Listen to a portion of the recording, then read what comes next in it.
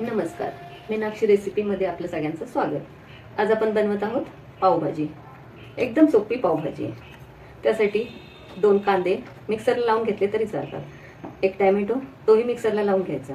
आलं लसूण paste, butter म्हणजे लोणी, कांदा, कोथिंबीर आणि लिंबू। आणि हा आपल्याला जे जे अवेलेबल असेल वाटाणा, फ्लावर, बीट, गाजर ते तुम्ही घेऊ शकता। आणि ते सगळं शिजवून घ्यायचं आणि त्याचा रगडा करून घ्यायचा। प्रथम कढईत तेल टाकून त्यात कांद्याची पेस्ट, कांदे चांगले बदामी रंग येईपर्यंत हलवायचं। थोडंसं बटर टाकायचं।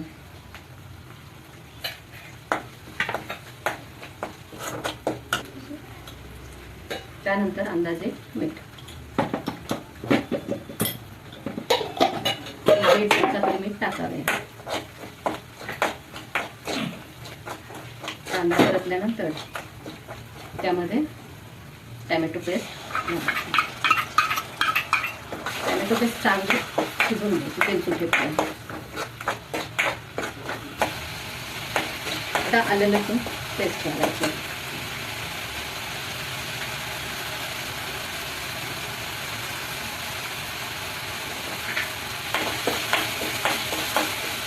तेल सुटेपर्यंत टोमॅटो चांगला शिजवून घ्यायचा। आता टोमॅटो चांगला शिजवून तेल सुटेपर्यंत टोमॅटो शिजवलेला आहे।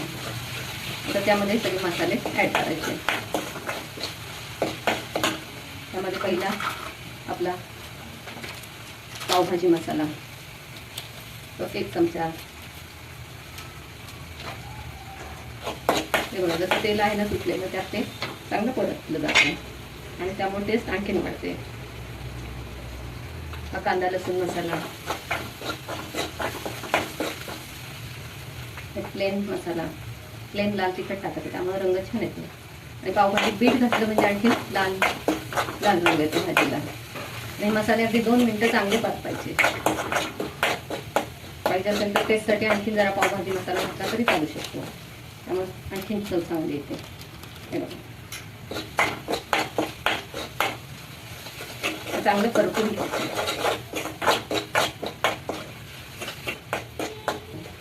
असं चांगलं परतायचं। चांगलं तिखट मीठ, आलं लसूण पेस्ट चांगलं सगळं ते तेलात एक हे झालं पाहिजे। ही फोडणी म्हणतात त्याला। हे फोडणीवर सगळं डिपेंड असतं। हे बघा, तुम्ही जेवढं हलवा तेवढं चांगलं ते परतलं जातं। धणे जिरे पावडर चांगलं परतून घेतलं की त्यात मॅश केलेला बटाटा, वाटाणा, गाजर, बीट बघा अजूनही मी परतते। त्याचा खमंग वास सुटला पाहिजे वाटणाचा। आपल्याला बरोबर करतो बाबा, छान परतलं। हे परतलं म्हणजे सगळ्या भाज्यांची टेस्ट खूप छान लागते। आता या फोडणीमध्ये मॅश केलेले रगडा टाकायचे सगळं आणि पाणी मिक्स करायचं आणि चांगलं हलवून घ्यायचं। हे बघा,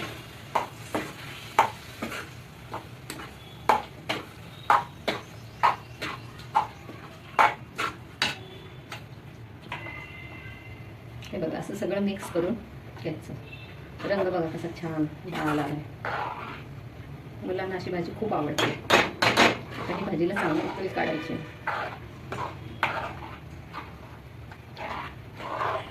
रेसिपी करताना सगळी पूर्व तयारी पहिली करून घ्यायची, म्हणजे रेसिपी पटकन होते आणि चुकतही नाही। मोठा गॅस करून उकळून घ्यायची।